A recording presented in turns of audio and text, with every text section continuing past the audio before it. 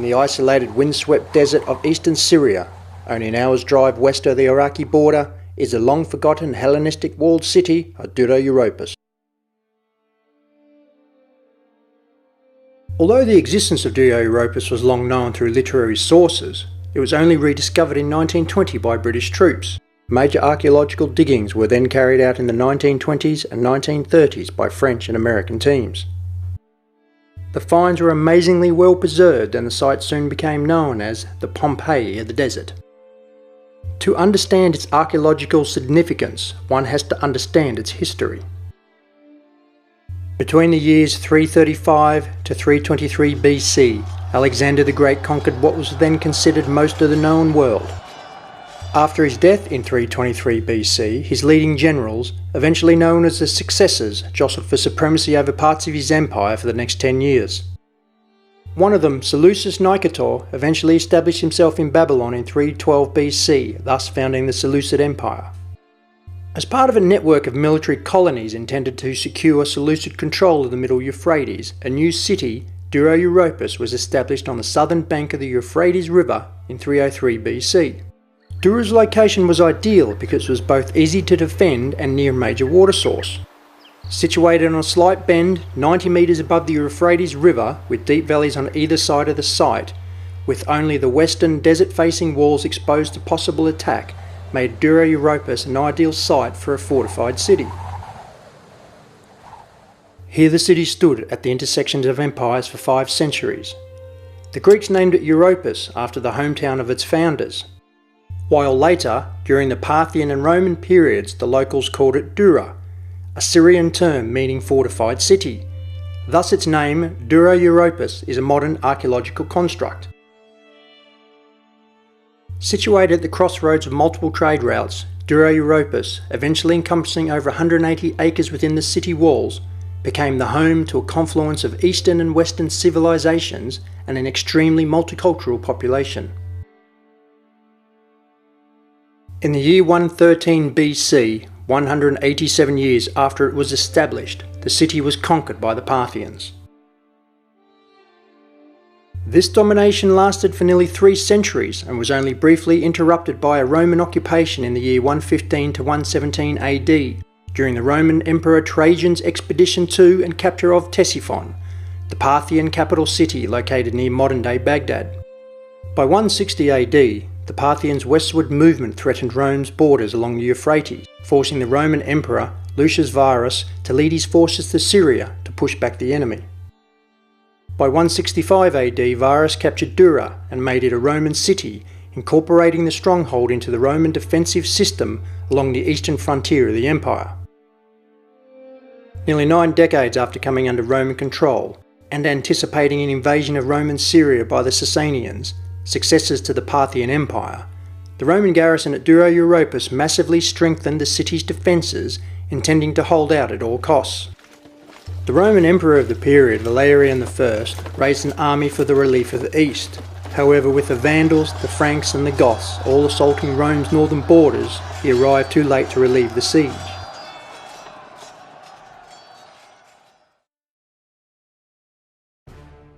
The Sassanid Persians had become adept at tunnelling under fortifications in order to undermine them and create breaches.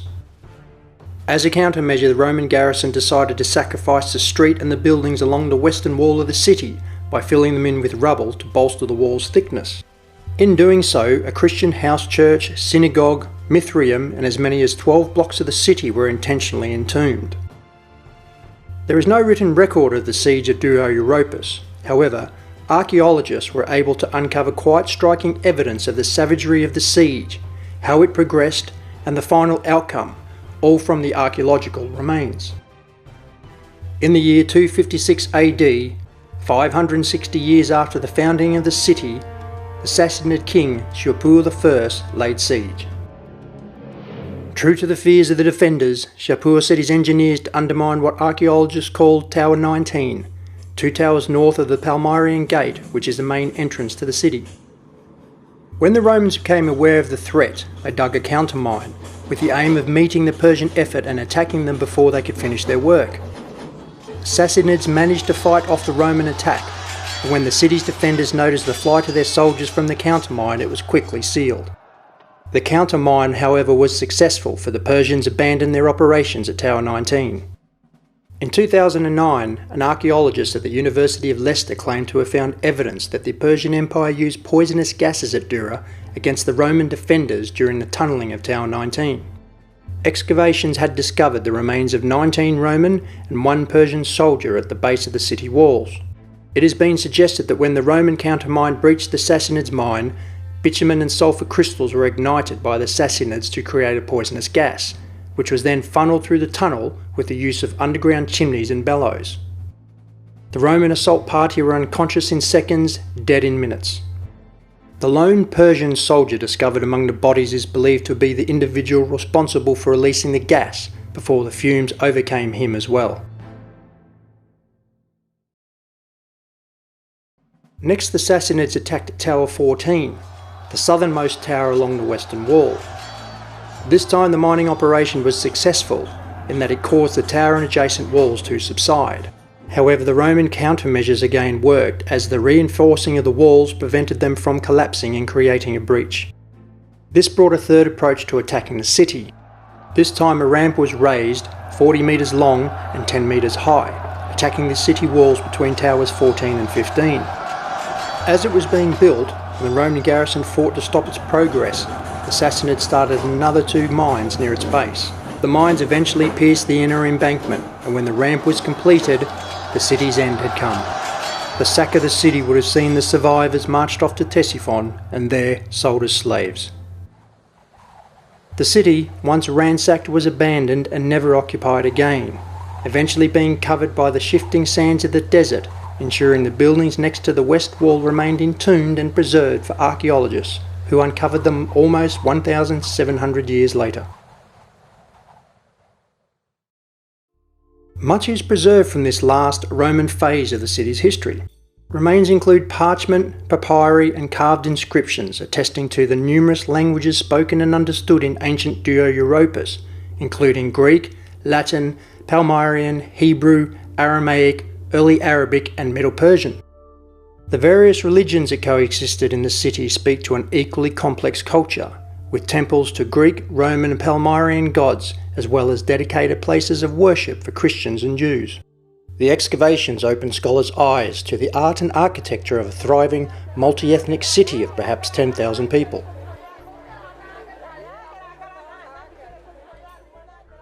The Roman military culture also contributed to the city's diversity. Troops were recruited from all parts of the empire, which resulted in a multilingual mix from Northern Europe to the Mediterranean and beyond. Through the centuries, one culture after another left its imprint on Dura-Europos.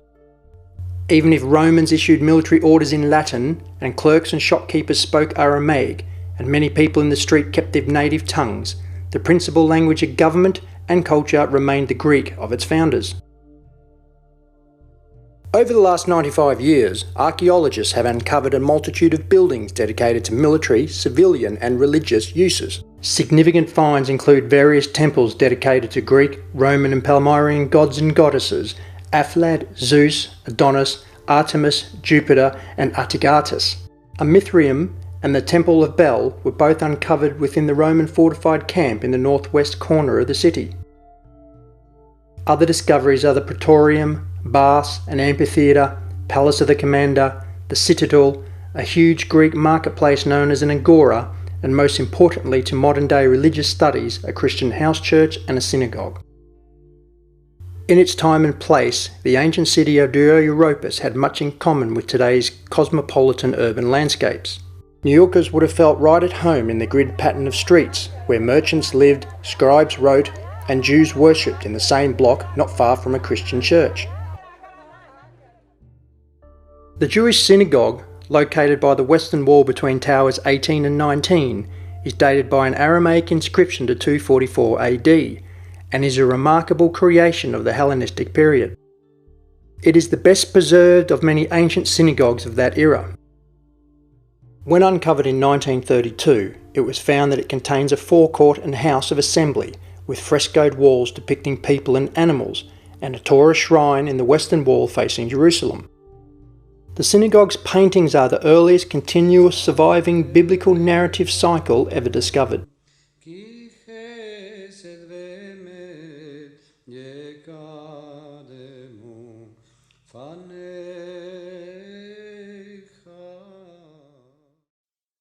Also uncovered is the earliest Christian house church ever identified. Located by Tower 17, it was preserved by the same defensive infill that saved the synagogue. This church occupied a typical upper-class two-storey Roman house centred around a columned courtyard. Though not as famous and is smaller and less extensively decorated with wall paintings than the nearby synagogue, there are many other similarities between the two buildings. Scholars speculate that the congregation gathered around the pool, which was used for baptism, and in the atrium sat the bishop, who celebrated Eucharist at the table. The surviving frescoes of the baptistry room show the Good Shepherd, the healing of the paralytic, and Christ and Peter walking on the water.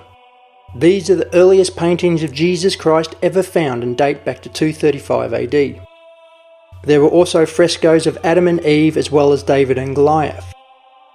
Since Christian worship was still prohibited and subject to persecution in the 2nd and 3rd centuries AD, it was necessary for Christian places of worship to be discreet, if not completely secret. Thus, the converted house churches of this era, as at Dura-Europos, show no exterior change. Also partially preserved by the defensive embankment was a shrine to the god Mithra, a deity believed to be popular among both Roman and Persian soldiers of the time. The Mithraeum, located between towers 23 and 24, was built in a place that, in 165 AD, became the Roman army's encampment.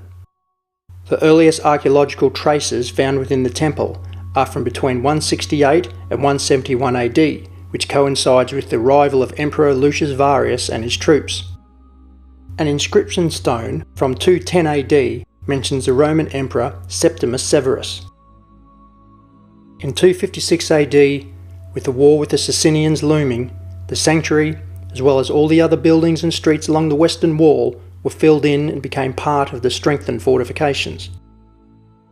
Other finds include arms and armour belonging to the Roman garrison at the time of the final Sasanian siege in 256 AD. These include painted wooden shields, the only example of an intact Roman legionary shield ever discovered, and complete horse armour, incredibly well preserved after 1,700 years by the very finality of the destruction of the city in its final hours.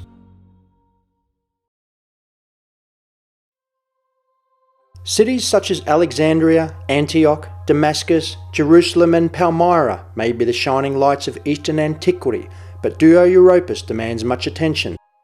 Its vast array of religious buildings, paintings, sculptures, its enduring cultural complexity, its remarkable representation of daily life in a medium-sized town in the ancient world, and not least, the dramatic remains of the fortifications and siege works, combined with the precipitous views over the green valley of the Euphrates, all make for a striking experience.